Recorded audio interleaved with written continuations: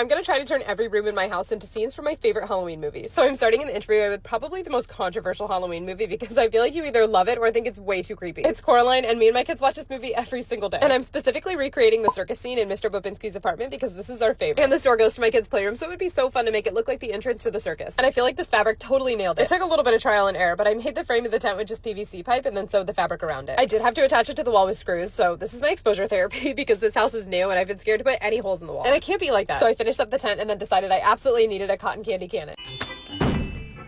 So I ran out and got one of those concrete form tubes and then just added a pool noodle around the edge for the shape and then painted it to look like the cannon. And I'm sorry to disappoint, but I can only handle making one of these. It was so tedious, specifically the wheels, so there will be no others. But I do think it turned out pretty cute though, and I am kind of proud of it. And obviously it needed cotton candy, so I just spray painted polyfill and then glued it onto the cone. And look how stinking cute it is next to the tent. I just used floral foam and a stick to hold it up. And then I hung these flags and lights that were identical to the ones in the movie. And I really like the way it turned out, but I still think it needs something that screams Coraline. So I'm gonna cover up this wallpaper with drop cloth and paint some huge characters on it. But you'll have to come back for part 2 to see how they turn out.